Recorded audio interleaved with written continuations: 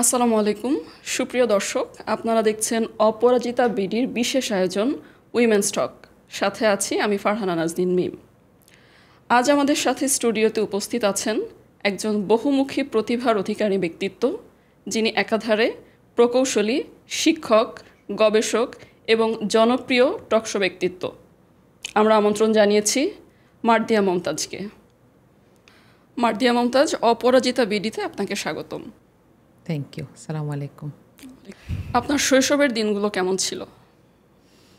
আমার তো জন্ম চিটাগাঙে। আমরা ঢাকায় চলে আসি আমার যখন বয়স 6 তখন থেকে ঢাকায় স্কুল কলেজ, আর শহরে বড় হলে যেরকম হয় 4 দেয়ালের মধ্যে বন্দি। তো যতদিন সম্ভব ছিল ততদিন আমরা হয়তো আশেপাশে একটু খেলতাম।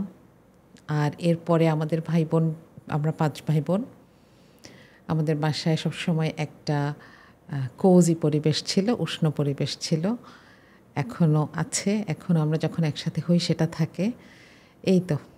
আচ্ছা, ইঞ্জিনিয়ার হয়ে ওঠা কার পছন্দে? এটা আসলে অনেকগুলো বিষয় এখানে ছিল।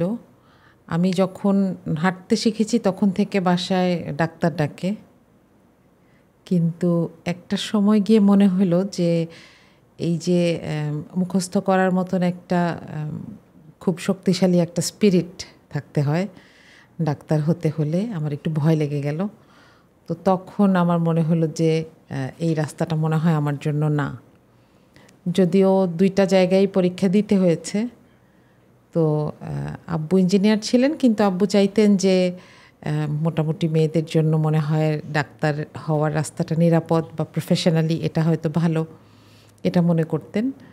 কিন্তু এরপর আমি দেখলাম যে আমার জন্য ওই জায়গাটা বেশি কঠিন। তো প্রস্তুতি নেওয়ার সময়টাতে আসলে ওখানে আর অত বেশি মনোযোগ দিতে পারি নাই, অত ভালো করি নাই আসলে। তো পরীক্ষা দিয়েছিলাম, চান্স পাই নাই, এক জায়গায় চান্স পেয়েছি, এই আর কি। মার্দিয়া মমতাজ একজন লেখক। আপনার মধ্যে এই লেখক সত্তাটি কিভাবে তৈরি হলো? আসলে লেখালেখির বিষয়টা কখনো আমার কাছে প্ল্যান্ড কিছু ছিল না। কারণ পড়াশোনা ছিল একটা হবি, হচ্ছে বই পড়া, সেটা এখনও আছে আলহামদুলিল্লাহ। আমি একটু বেশি বই পড়ি। আমার এজন্য অন্য ধরনের ডিপেন্ডেন্সি কম বা অন্য কোনো স্কিল নাই সেই অর্থে, কারণ অবসর সময়গুলো ওইটার পেছনেই চলে যায়। তো এইটার কারণে হয়তো কখনো কখনো মনে হতো কিছু একটা নিয়ে একটু বলি, কিছু একটা নিয়ে একটু লিখি। আগে তো বলার বিষয়টা এত সহজ ছিল না। তো 2007-08 দিকে আমরা ব্লগের সাথে একটু একটু করে পরিচিত হচ্ছিলাম। তখন একটা ব্লগে একটু একটু লিখতাম। আসলে পড়তাম বেশি, পড়তে ভাল লাগতো। কারণ বই কিনতে হলে তো কোথাও যেতে হয়, পয়সা খরচ করতে হয়। কিন্তু বাসায় বসে ব্লগে অনেক কিছু পড়া যাচ্ছে, অনেক কিছু জানা যাচ্ছে, অনেকের মনোভাবের সাথে পরিচিত হওয়া যাচ্ছে। তো এটার পরেই একটা সময় একটু একটু করে মনে হলো যে আমিও হয়তো কিছু কিছু বলতে পারি, কিছু কিছু লিখতে পারি। তো সেই বলাগুলোই লেখা হয়ে আসে। আর এরপরে তো 9-10-এর সময় ফেসবুক আগেই ছিল। এখানে একটা মানে চমৎকার একটা প্ল্যাটফর্ম। এখানে খুব সুন্দর করে একজন আরেকজনের সাথে কানেক্ট করছে, যেটা কোনো দিন চিন্তা করি নাই যে একজন লেখক যাকে কোনো দিন দেখি নাই বা ভাবি নাই যে তাকে কোনো দিন দেখবো, তার লেখায় আবার বলা যাচ্ছে এই লেখাটা সুন্দর। এই যে ইন্টারাকশন, এইটার জায়গায় এসে মনে হয় ওই যে কোনো দিন পরিকল্পনা না করার যে জায়গাটা, সেইটা শুরু হয়ে গেছে। লেখা নিয়ে কথা বলা, আর এটা বলার কারণে এরকম একটা কমিউনিটিও তৈরি হয়, তাই না? তো এইটার কারণে একটা কমিউনিটি তৈরি হলো, যারা লিখছে, লেখা পছন্দ করছে। তো এখান থেকেই মনে হয় শুরু। মার্দিয়া মমতাজ একই সাথে অনেকগুলো পরিচয় ধারণ করেন। তিনি প্রকৌশলী, শিক্ষক, লেখক, গবেষক। কোন পরিচয়টিকে মার্দিয়া মমতাজ সবচেয়ে বেশি ধারণ করে? যখন যেটা সুবিধা। আমার মনে হয় এটা সব মানুষেরই, তাই না? একজন মানুষ কখনো মা, কখনো একজন প্রফেশনাল, কখনো হয়তো মেয়ে, কখনো প্রতিবেশী। তো প্রত্যেকটা মানুষের এরকম অনেকগুলো ডাইমেনশন থাকে। হ্যাঁ, তো এখন এগুলোকে আমরা নাম দিতে পছন্দ করি। তো তো যখন একটা মানুষের অনেকগুলো নাম দেওয়ার মতন পরিচয় হয়ে যায় তারটা বোঝা যায়। কিন্তু আমার মনে হয় প্রত্যেকটা মানুষেরই এরকম নানান ধরনের আসপেক্ট আছে। যখন সে গাছের পরিচর্যা করে তখন সে একজন ফুল ফ্লেজড বাগানি, কিন্তু তাই বলে কি সে রান্নার সময় কাজ করে না? হ্যাঁ, তো যখন যেটা দরকার হয়, যখন যেটা কমফোর্টেবল হয় কিংবা পরিকল্পনায় থাকে তখন সেটা হয়ে যেতে হয়। আচ্ছা, রাজনীতি ও নারী এই বিষয়টিকে আপনি কিভাবে দেখেন? রাজনীতির মূল বিষয়, আলোচ্য বিষয় হচ্ছে মানুষ। তো মানুষ হিসেবে নারী পুরুষ যেই হোক, জন্মের সাথে সাথেই সে রাজনীতিতে সাবস্ক্রাইব করে। এখন পরিবেশ পরিস্থিতি হয়তো তাকে অন্যভাবে ড্রাইভ করতে পারে, সে হয়তো সুযোগ পেল না, সে হয়তো আরেকভাবে কাজ করলো, এরকম হতে পারে। কিন্তু রাজনীতি এবং নারী এটা আমাদের কাছে টপিক হওয়ার একটা বিষয় আছে। কারণ হচ্ছে আমরা দেখি যে ইউরোপ মাত্র অল্প কয়েকশো বছর আগে নারীকে মানুষ মনে করতে শুরু করেছে। এই ইউরোপ মাত্র 400 বছর আগে নারীকে ডাইনি হিসেবে পুড়িয়েও মেরেছে। তারও কিছুদিন আগে ভেবেছে যে নারী মনে হয় মানুষ না। এবং আমরা যাদেরকে এখন অনেক বড় বড় ফিলসফার ভাবি, তারাই এই চিন্তাভাবনাগুলো মানুষের মধ্যে ঢুকিয়েছেন, বা তারাও এগুলো নিয়ে পাজল ছিলেন, তাদেরকে চিন্তা করে সিদ্ধান্ত নিতে হতো। তো এই সব কিছু মিলে নারীকে রাজনীতিতে দেখতে আমাদের একটু সময় লেগেছে। তবে আমি বলবো যে আমরা উপমহাদেশে যারা আছি, আমরা কিন্তু শুরু থেকে, আমরা যবে থেকে রাজনীতি দেখেছি তখন থেকেই আমরা দেখেছি যে আমাদের নারীরা ভোট দিবে, আমাদের নারীরা শাসক হবে, আমাদের নারীরা কথা বলবে, তারা স্কুল প্রতিষ্ঠা করছে, কলেজ প্রতিষ্ঠা করছে, এক জায়গায় পুকুর খনন করে দিচ্ছে, সুলতানা হচ্ছে এক এক জায়গায়, হ্যাঁ, দেবী চৌধুরানী হচ্ছে। তো আমাদের জন্য আসলে জার্নিটা অন্য একটা জায়গা থেকে শুরু হয়েছে। নারী এবং রাজনীতি সবসময় একটা আলোচ্য বিষয়, কারণ হচ্ছে নারীর আসপেক্টস, নারীর মনোযোগ, নারীর কথা বলার প্রসঙ্গ হয়তো রাজনীতির সাথে সবসময় অ্যালাইন করে না, কিন্তু মানুষ হিসেবে প্রত্যেকেই রাজনীতির এক একটা অংশ, সে চাক বা না চাক, আমি এটা মনে করি। চমৎকার বিশ্লেষণ। বাংলাদেশের সামাজিক প্রেক্ষাপটে নারীর যে সিদ্ধান্ত গ্রহণের ক্ষমতা, এই ব্যাপারটিকে আপনি কিভাবে বিশ্লেষণ করবেন? এটার আসলে অনেক ধরনের, আমি বলবো এটার আসপেক্ট আছে। আমরা যদি বলি একদম গ্রামীণ পরিবেশে, যদি বলি গ্রামীণ পরিবেশে যেই নারীটি আছেন বা যাদেরকে আমরা দেখি, চিন্তা করি, তাদেরকে দেখলে আমার ওই কথাটা এখনও মনে হয় যে রাজায় করেছে রাজ্য শাসন, রাজারে শাসিছে নারী, রানী। হ্যাঁ, তো এটা কেন মনে হয়? কারণ সেখানে এমন একটা সুন্দর গিভ অ্যান্ড টেকের সম্পর্ক আছে যে পুরুষ বাইরে থেকে এসে ধানগুলো বাড়ি পর্যন্ত আসারটুকু তত্ত্বাবধান করছে, আর নারী বাড়িতে যে কাজগুলো হচ্ছে সেগুলো দেখছে। আবার পুরুষ সিদ্ধান্ত নিচ্ছে যে এবার কি চাষ হবে, আর নারী সিদ্ধান্ত নিচ্ছে যে এবার আমি আর কয়টা হাঁস নতুন করে পালবো। হ্যাঁ, সমস্যাটা হয় কোথায়? সমস্যাটা হয় আমরা যখন এই কৃত্রিম সমাজে ঢুকলাম, আমি যদি শহরের সমাজের কথা বলি, সেখানে কিন্তু আমাদেরকে নতুন করে প্রত্যেকটা জিনিসকে ডিফাইন করতে হয়েছে। একটা ফ্যামিলি যখন গ্রাম থেকে শহরে আসে, তাকে যেমন ডিফাইন করতে হয় যে এখন থেকে আমি বাড়ি থেকে চাল আনবো না, আমার বাসার পাশের যে শহরের বাজারটা, সেখানে সারা সপ্তাহ চাল পাওয়া যায়, আমি যে কোনো সময় গিয়ে আনবো। এই অভ্যাসটা অনেক বড় একটা শিফট, একটা প্যারাডাইম শিফট বলা যায়। কারণ আমরা দেখব যে বাড়িতে কখনো কেউ 5 কেজি 10 কেজি চাল কিনে না, ফ্যামিলি যত ছোটই হোক, মন কিনে। কিন্তু শহরের মানুষ কি করে? কেজিতে কিনে। এই যে একটা নতুন ডেফিনেশন, এটা কিন্তু সব কিছুর ক্ষেত্রে দিতে হচ্ছিল। একটা বাচ্চাকে স্কুলে কে নিয়ে যাবে?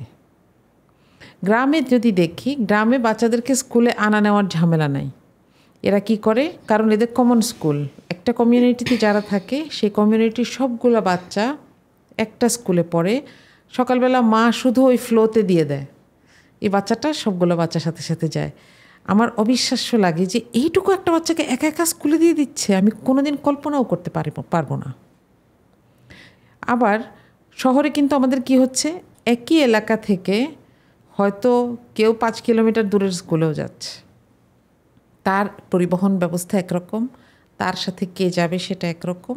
মোট কথা আমি যেটা বলতে চাচ্ছি যে এই যে সংজ্ঞাগুলো বদলে গেল, এই বদলের সাথে সাথে নারীর রোলটাও কিন্তু বদলে গেছে অনেকখানি।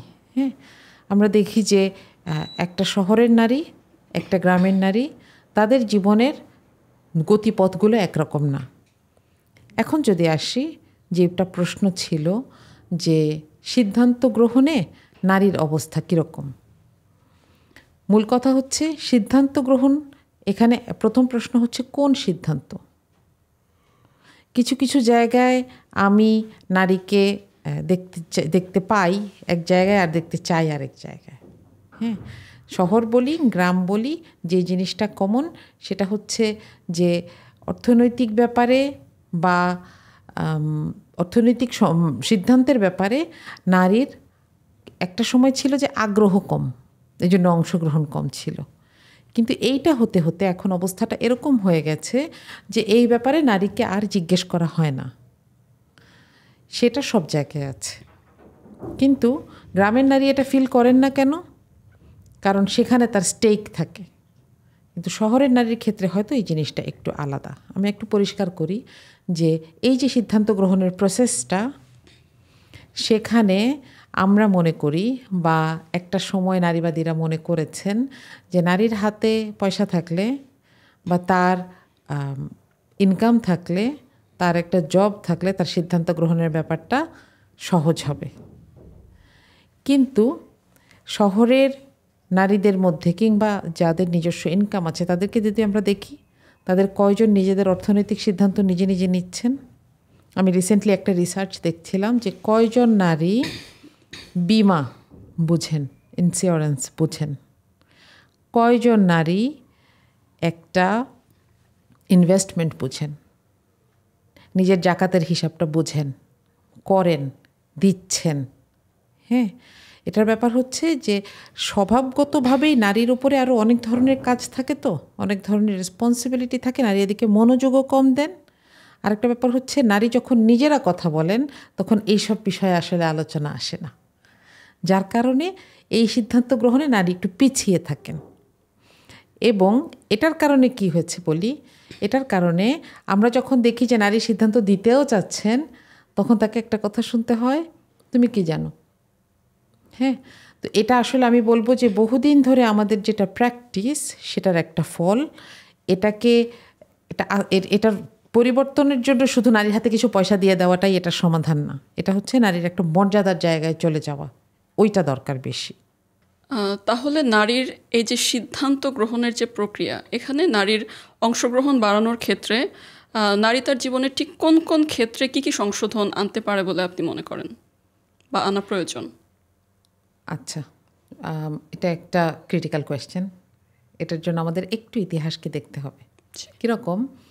বাংলাদেশে নারীবাদের ইতিহাস যখন থেকে শুরু হয়েছে, আমি বলেছি যে এখানে কিন্তু ভোটাধিকারের আন্দোলনটা ছিল না। আমরা শুরু থেকেই রাজনৈতিক অধিকারের ক্ষেত্রে দেখেছি যে নারী পুরুষ কেউ ভোট দিতে বাধাপ্রাপ্ত না। তবে কাকে ভোট দিবে, কখন ভোট দিতে যাবে, এগুলো হয়তো পরিবারের পুরুষরা ডিকটেট করছেন। এখন এখানে তাহলে নারীবাদী আন্দোলন কোথা থেকে শুরু হলো? নারীর নিরাপত্তার প্রশ্ন আছে, নারীর বাইরে নিরাপত্তা, ঘরে নিরাপত্তা, নারীর কিছু অধিকার আছে, অর্থনৈতিক অধিকার বিশেষ করে, কিছু ফ্যাসিলিটির অধিকার আছে, সেগুলো নিয়ে কাজ হচ্ছে, কথা বলা হচ্ছে। একটা সময় মনে করা হলো যে নারীর হাতে, ওই যেটা আগে বলছিলাম, যে নারীর হাতে কিছু পয়সা আসলে তার সিদ্ধান্ত গ্রহণের ব্যাপারটা বাড়বে। এই ব্যাপারটা মোটামুটি 90s চিন্তাভাবনা। তখন থেকে আমরা দেখেছি যে ওয়ার্কফোর্সে একটা বুম হয়। তখন আসলে কিছু মাল্টিন্যাশনালও আসে, যাদের কাছে স্কিলড লেবার হচ্ছে ইম্পর্ট্যান্ট ছিল, নারী পুরুষ ইম্পর্ট্যান্ট ছিল না। যার কারণে আমরা মোটামুটি বলা যায় যে 91 থেকে যদি 2010, এই 20 বছরকে ধরি, এই সময় আমরা দেখেছি যে নারী ওয়ার্কফোর্সে আসছে, কাজ করছে এবং ইনকাম করছে। এটা 2012-র একটা স্টাডি। তখন দেখা গেল যে নারী ইনকাম করছে, কিন্তু নিজের ইনকামের উপরেও তার পুরোপুরি নিয়ন্ত্রণ নাই। খেয়াল করবেন যে 13-14 থেকে শুরু হয়েছে এরকম একটা ব্যাপার যে মর্যাদায় গড়ি সমতা, তাই না? তখন আমরা আস্তে আস্তে আস্তে বুঝতে শিখলাম যে আসলে শুধু কিছু পয়সা দিয়ে দিলেই একটা মানুষের মর্যাদা তৈরি হয় না। কারণ যে তাকে মর্যাদা দিবে তার মাথায় তার একটা অবস্থান তৈরি হতে হবে। আমি যদি এখানে পুরুষের কথাটা চিন্তা করি, আমরা মিনা কার্টুন দেখেছি, তাই না? যে যখন মিনা বলে যে, মিনা কিন্তু কখনো প্রতিবাদ করে নাই যে রাজুকে একটা ডিম দেওয়া হয়তো আর ওকে কোনো ডিম দেওয়া হচ্ছে না, কিন্তু ওরা দুইজনই পরিশ্রম করছে। যেদিন ওরা কাজ বদল করলো সেদিন ওদের প্লেটটা বদল হইল। তখন দাদি বলল যে আজকে সারাদিন তো মিনাও অনেক কাজ করেছে, আর রাজুকে বলেছে আজকে সারাদিন আমি তোমাকে শুধু কাজই করতে দেখলাম। এই একই কাজগুলো মিনা করে প্রতিদিন, কিন্তু দাদি দেখে না। হ্যাঁ, নারীর কাজগুলো অদৃশ্য, নারীর পরিশ্রমটা অদৃশ্য, অথচ পুরুষের কাজটাকে আমরা এত বেশি মহিমান্বিত করে ফেলেছি। আমাদের সমাজে এই বিষয়গুলো, এখানে একটা গ্যাপ তৈরি হয়ে গেছে। আমি বলছি না পুরুষের কাজ মহিমান্বিত না, হ্যাঁ, মানুষ যখন অনেক বেশি নারীর কথা বলে তখন তাকে আরেকটা তকমা দেওয়া হয় যে সে পুরুষ বিদ্বেষী, সে ছেলেদেরকে দেখতে পারে না। ঘটনাটা আসলে সেটা না। ঘটনাটা হচ্ছে আমি যখন দুটো সমাজের দুটো এলিমেন্টকে পাশাপাশি রাখবো, বেগম রোকেয়া এটার উদাহরণ খুব সুন্দর দিয়েছেন যে একটা সাইকেলের সামনের চাকাটা যদি বড় হয় আর পিছনের চাকাটা ছোট হয় তাহলে এটার মুভমেন্টের ব্যালেন্স থাকে না। অথবা একটা ট্রাকের ডান দিকের চাকাগুলো বড়, বাম দিকের চাকাগুলো ছোট, তাহলে এই ট্রাকটা তো চলতেই পারবে না। তাহলে এই ইমব্যালেন্সটাকে যখন আমরা অ্যাড্রেস করি তখন আমরা আসলে কাউকে ছোট করতে চাই না, কারো মর্যাদা খর্ব করতে চাই না, কিন্তু আমরা বলতে চাই যে সমাজ তৈরিতে দুজনেরই ভূমিকা আছে এবং এই ভূমিকাটার জন্যই তার সম্মান পাওয়া উচিত, তার অর্থনৈতিক স্ট্যাটাসের ওপর ভিত্তি করে না। জন্মগতভাবেই প্রত্যেকটা মানুষ একটি নির্দিষ্ট মর্যাদার অধিকারী, তাকে সেখানে আসতে হবে। এবং এই মর্যাদা মানুষ তো নিজের মর্যাদা নিজেকে দেয় না, সমাজ যেন তাকে দেয়, তাহলে সমাজকে সেইভাবে ট্রেইন করতে হবে। আমাদের সমাজে এই জিনিসটার একটু ঘাটতি আছে। আমরা নারীকে মর্যাদা দিচ্ছি কিসের হিসাবে? আমাদের সমাজে আমি যদি একজন পাওয়ারফুল নারীর কথা বলতে চাই, কে বলবে? কেউ কার কথা বলবে? হয়তো একজন গায়িকার কথা বলবে, একজন নায়িকার কথা বলবে, যাদেরকে আমরা চিনি, ইনফ্লুয়েন্সারদের কথা বলবে, তাই তো? কিন্তু যেই মহিলাটা আমাদের দেশে প্রথম একজন ICDDRBর একজন প্রফেসরের কথা আমরা জানি, তাই না? কয়জন জানেন? করোনাকালীন সময়ের, জি, কয়জন জানেন, তাই না? তাহলে নারীকে আমরা তার চামড়া, তার দেখনদারি দিয়ে যতখানি মূল্যায়ন করছি, আমরা তার মানুষ হওয়ার মর্যাদাকে ততখানি মূল্যায়ন করছি? আমরা তার মেধাকে ততখানি মূল্যায়ন করছি? অথবা একজন মেধাবী নারী যেন তার কন্ট্রিবিউশনের জায়গাটাতে যেতে পারেন এটার ব্যবস্থা করছি? সেখানে যাওয়ার পরে তার নিরাপত্তার ব্যবস্থা করছি? কারণ একটা ডাক্তার যখন নাইট ডিউটি করতে হয়, আমি যখন পেশেন্টের আত্মীয়, আমি চাইবো আমার রোগীর সাথে একজন ডাক্তার সারা রাত থাকুক, তার কিছু যদি হয়। কিন্তু আমি যখন ডাক্তারের ফ্যামিলি, আমি কিন্তু ভয় থাকছি যে আমার ফ্যামিলির মেয়েটা, বউটা, বোনটা নিরাপদে আছে কি না। তাহলে এই জায়গাগুলো আসলে আমাদেরকে এনশিওর করতে হবে। আমার কাছে এগুলোকে সমস্যা মনে হয়। জি মার্দিয়া মমতাজ, তাহলে আপনার আলোচনার রেশ ধরে যদি বলি, আসলে সমাজ বা পরিবার এই দুই ক্ষেত্রেই নারীর আসলে মেইন দায়বদ্ধতার জায়গাটা আসলে কি? মানুষ হিসেবে যে কোনো মানুষের দায়বদ্ধতার জায়গা শুধুমাত্র আল্লাহর কাছে। এখন ইসলাম ছাড়া অন্য কোনো ধর্মের হলে এটা তার নিজস্ব বিষয়, তিনি তার কার কাছে দায়বদ্ধতা বোধ করেন, যেমন তার যিনি স্রষ্টা তাকে, যাকে তিনি বিশ্বাস করেন। আমি মুসলিম হিসেবে বলবো আমাদের দায়বদ্ধতা শুধু একটা জায়গায়, আর কোনো জায়গায় দায়বদ্ধতা নাই। এবং এই জায়গাটা আসলে আমাদেরকে খুব পরিষ্কার, সহজ, একটা ওয়েল ডিফাইন্ড জায়গায় নিয়ে যায়। এখানে মানুষকে যোগ্যতা দিয়ে যাচাই করা হয় না, এখানে মানুষকে তার অর্জন দিয়ে যাচাই করা হয় না। হতে পারে না যে একজন পুরুষ খুবই যোগ্য কিন্তু একটা অ্যাক্সিডেন্টে তার একটা পা নাই, সে ঘরে পড়ে আছে। একইভাবে একটা নারী খুবই যোগ্য, খুবই মেধাবী, কিন্তু তার কোনো একটা কারণে, একটা ঝামেলার কারণে বা তার পরিবারের প্রয়োজনে সে বাসায় আছে। আমরা কি দুজনকে একইভাবে মূল্যায়ন করছি? আমরা কি দুজনকে একইভাবে দেখছি? অথবা একজন নারী যখন ঘর থেকে বের হয়ে চাকুরিতে যান কিংবা সকালবেলা উঠে চুলাটাই জ্বালান, তিনি কার কাছে দায়বদ্ধতা বোধ করেন? এই জায়গাটা আমাদের পরিষ্কার করতে হবে। আমরা এই জায়গাটাকে পরিষ্কার করি না দেখে আমি বলি যে আমি আমার যাদের জন্য এতদিন করেছি তারা কেউ আমাকে কোনো দাম দেয় নাই। আমি বলি যাই যে আমি বাইরে যাচ্ছি, আমার কোথাও কোনো মর্যাদা নাই। কিন্তু আমি যদি মনে করি আমার সন্তান আমার কাছে আমানত, আমার পরিবার আমার কাছে আমানত, এই আমানত আমাকে কে দিয়েছেন? আল্লাহ দিয়েছেন। একই সাথে এটা নিয়ামত, তাই না? আমি এই দুইটার ব্যালেন্স করব, আমার সাধ্যমতো তাদের জন্য করব, বাকিটা দোয়া করব। তার দায়বদ্ধতার জায়গাটাতে সে পরিষ্কার। একইভাবে একজন পুরুষ মনে করবে আমার ফ্যামিলির এই দায়িত্বগুলো আমার কাছে আমানত, আমার ফ্যামিলির ফিনান্সিয়াল রেসপন্সিবিলিটি আমার, তাদেরকে নিরাপত্তা দেওয়ার দায়িত্ব আমার, তাদেরকে দেখে রাখার দায়িত্ব আমার, আমি যতটুকু পারি করব, বাকিটা আল্লাহর কাছে সাহায্য চাইব। এটা হচ্ছে মূল দায়বদ্ধতার জায়গা।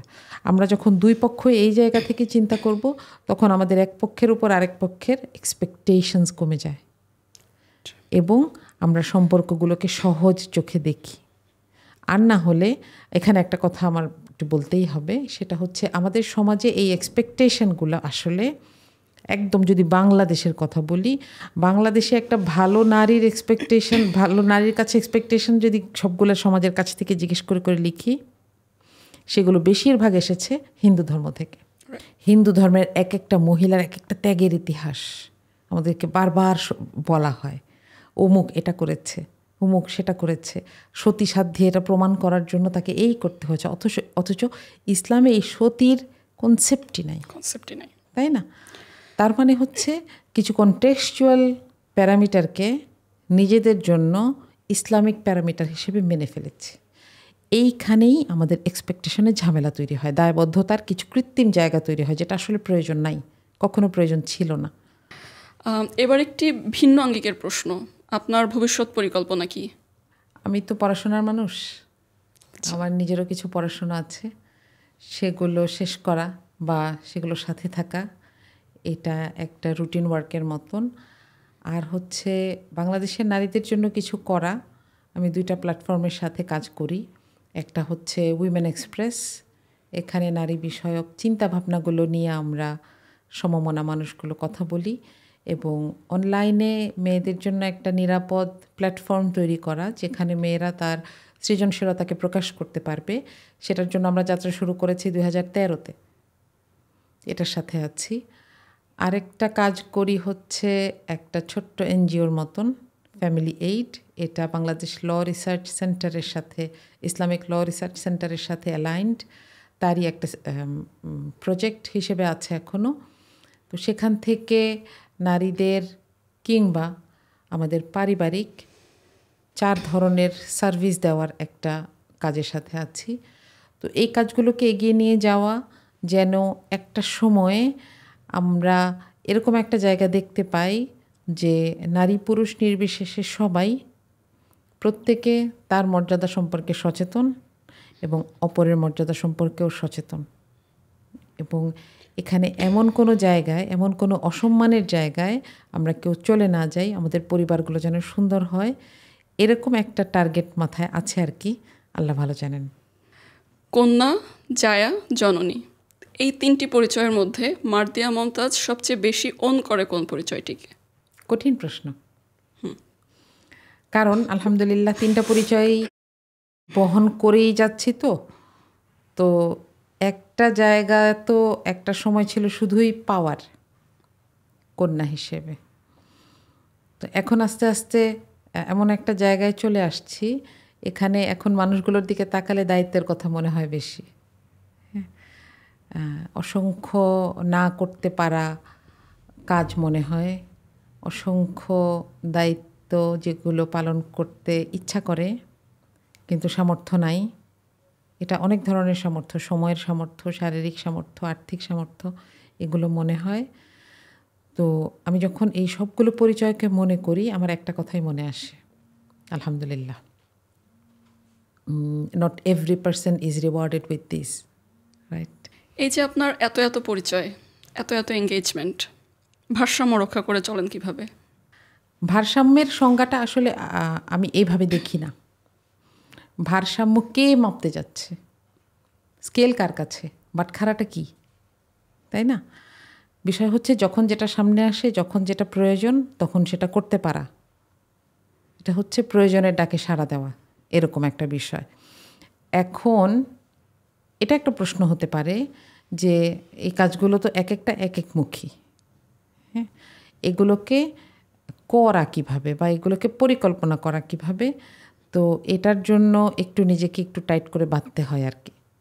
কিছু বার্ষিক পরিকল্পনা থাকে, সেটাকে ভেঙে ভেঙে মাসে নামানো লাগে, প্রতি মাসে সেটাকে ভেঙে ভেঙে দিনে নামানো লাগে, আর প্রতিদিন নিজেকে খুব কষ্ট করে জোর করে ধরে নিয়ে একটু বসতে হয় যে কালকের কাজগুলো কি আর আজকের কাজগুলোকে আমি করতে পেরেছি কি না। আমার মনে হয় এই অ্যাসেসমেন্টটা মানুষকে আত্মতৃপ্তি থেকেও দূরে রাখে, আত্মতুষ্টি থেকে দূরে রাখে, আবার অনেকের থেকে এগিয়ে রাখে। আমার এটা সবসময় মনে হয়, আমি যখন নিজের পরিকল্পনার দিকে তাকাই, আমি বছর শেষে নিজেকে একটা পার্সেন্টেজ দেই হিসাব করে, তো তখন মনে হয় যে মাত্র 60% হইল। গত বছর আমার মনে হয় 62% হয়েছে। তখন আমার মনে হয় মাত্র, কিন্তু এর মধ্যেই 2-3টা কাজ মনে হয় যে ওকে ফাইন, হ্যাঁ, এইটা হয়তো আমাকে পরের বছরে আরও একটু বেশি করে কাজ নেওয়ার জন্য, নিজেকে আর একটু বেশি করে চ্যালেঞ্জ দেওয়ার জন্য উদ্বুদ্ধ করে। আমাদের সমাজে মেয়েদের কাজের ক্ষেত্র, মেয়েরা ঘরে থাকবে নাকি বাইরে যাবে, এই ব্যাপারটি নিয়ে একটা সবসময় একটা কন্ট্রাডিক্টরি কনভারসেশন চলতে থাকে। সো এই ব্যাপারটিকে আপনি কিভাবে দেখেন? আচ্ছা, রাষ্ট্রের দৃষ্টিভঙ্গি হচ্ছে কে কি করবে এই চয়েসটা রাষ্ট্র করে দিবে না। এখন সেটা ইসলামী রাষ্ট্র হোক আর প্রচলিত যে ধরনের রাষ্ট্রে আমরা আছি, রাষ্ট্রের কাজটা কি? যে যেটা করতে চাচ্ছে সেটা যদি বৈধ কাজ হয়, সেটার পরিবেশটা এনশিওর করা। যেমন একটা মেয়ে রাতে তার ডিউটি দিতে হচ্ছে, এটা যে কোনো জব হতে পারে, এটা একটা কল সেন্টারের জবও হতে পারে, এটা একটা ডাক্তারের জবও হতে পারে। যদি এটা একটা বৈধ জব হয়, রাষ্ট্রের দায়িত্ব হচ্ছে এই মেয়েটা যেন অফিস থেকে বের হয়ে একটা ট্রান্সপোর্ট পায়, সেখানে নিরাপত্তা থাকে, সেটা এনশিওর করা। এখন এটা কে সিদ্ধান্ত নেবে যে একটা ব্যক্তি কি করবে? এটা ব্যক্তি এবং তার পরিবার করবে। কেন? কারণ যে কোনো মানুষ, যেমন একটা ছেলেই, সে চাকরি ছেড়ে ব্যবসা করবে। আমরা দেখেছি অনেক মেধাবী মানুষ চাকরি ছেড়ে স্ট্যান্ড আপ কমেডিয়ান হয়ে গিয়েছেন। তাকে সবচেয়ে বেশি সাপোর্ট কে দিয়েছে? ফ্যামিলি। একই সাথে একটা মহিলা হাউসওয়াইফ ছিল, 20 বছর গ্যাপ আছে, সে আবার একটা ওয়ার্কফোর্সে আসছে, একটা জবে আসছে, কে হেল্প করতে হবে? ফ্যামিলি। এটা কিন্তু ঠিক থাকে।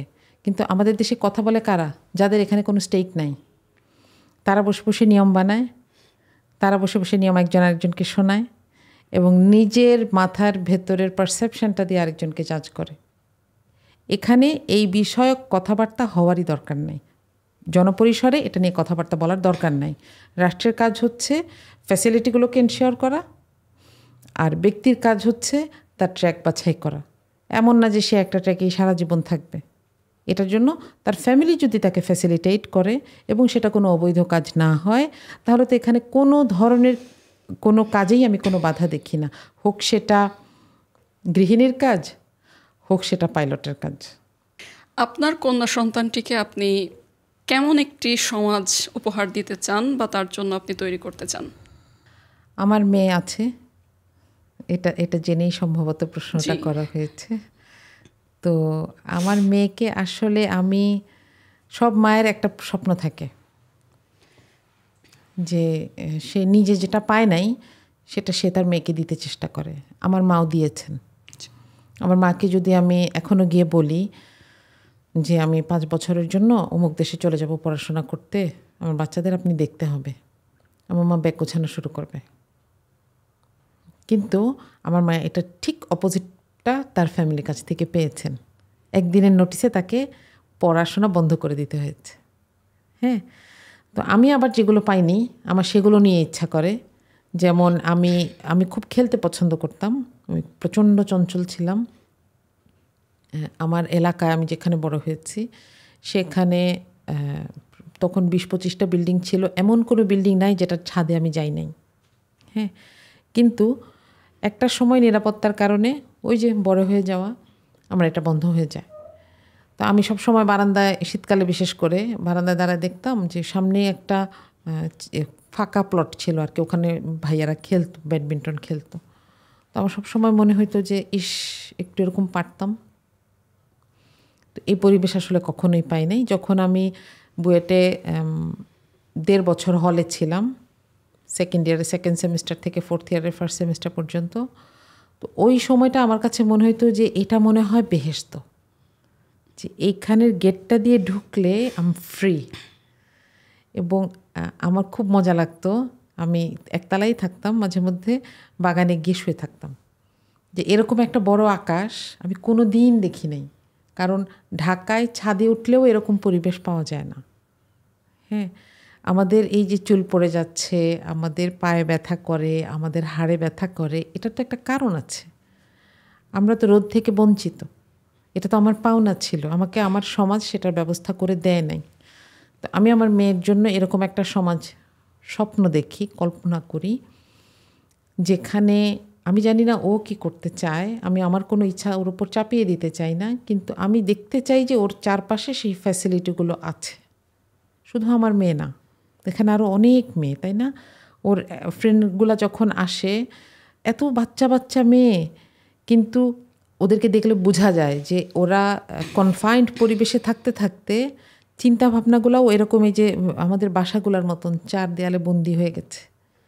একটা জানালাও থাকে না অনেক সময় একটা বাচ্চার রুমে। হ্যাঁ, তো এই জন্য মনে হয় যে এরকম একটা পরিবেশ আমি আমার সন্তানের জন্য, আমার সন্তান সহ আরও অনেক সন্তানের জন্য, বিশেষ করে মেয়ে সন্তানের জন্য চাই, যেখানে সে তার কোনো বৈধ ইচ্ছাকে ধমক দিয়ে তাকে কেউ থামাই দিবে না, এবং যেখানে তার শরীর স্বাস্থ্য নিয়ে সে কোনো দিক দিয়ে বঞ্চিত হবে না, সে আলো থেকে বঞ্চিত হবে না, সে রোদ থেকে বঞ্চিত হবে না, সে চিকিৎসা থেকে বঞ্চিত হবে না। এটা দেখতে চাই। মার্দিয়া মমতাজ, আপনার কাছে আমাদের আজকের শোয়ের শেষ প্রশ্ন, যদি কখনো প্রধানমন্ত্রী হন সবার আগে কোন কাজটি করবেন? আমি ব্যক্তিগতভাবে চেয়ার বা দায়িত্ব, পদ খুব ভয় পাই। কারণ একটা চেয়ার দেখতে দূর থেকে অনেক আরামের মনে হয়, এখানে যে আছে তার অনেক সুখ, কিন্তু এটার যে ওয়ার্মথ বা হিট, এটা যে বসে সেটার পায়। আল্লাহ যদি আমাকে কোনো দিন এরকম কোনো দায়িত্ব দেন যেটার পেছনে একটা ওজনদার চেয়ার থাকবে, আমি হয়তো, এখন যেটুকু মনে আসছে সেটাই বলি, আমি হয়তো চিন্তা করব যে এই চেয়ারটা আমি যেদিন ছেড়ে যাব সেদিনটা আমি কিভাবে যাব, এই পরিকল্পনাটা করব আগে। আমাকে যেন পালাতে না হয়, আমাকে যেন মুখ অন্ধকার করে বের হতে না হয়। যে মানুষগুলোর হাসি আমি যেদিন বসেছি সেদিন দেখেছি, আমি যখন চলে যাব তখন যেন অন্তত সেই মানুষগুলো হাসে, আমাকে কেউ পেছন থেকে তাড়া না করে। এটা এনশিওর করব মনে হয়। আচ্ছা, আমরা চাই এরকম স্বচ্ছ চিন্তার লিডারশিপ আমাদের দেশে আসুক। মার্দিয়া মমতাজ, আমাদের সাথে আপনার মূল্যবান সময় থেকে কিছু সময় কাটানোর জন্য অপরাজিতা বিডির পক্ষ থেকে আপনাকে জানাচ্ছি অসংখ্য ধন্যবাদ। অপরাজিতা বিডিকেও ধন্যবাদ আমার কথা শোনার জন্য, কথা শোনার সুযোগ তৈরি করে দেওয়ার জন্য। দর্শক, শেষ করছি আমাদের আজকের আয়োজন। আগামী পর্বে দেখা হবে অন্য কোনো অপরাজিতার গল্প নিয়ে। সে পর্যন্ত সুস্থ থাকুন, সাথে থাকুন। আল্লাহ হাফেজ।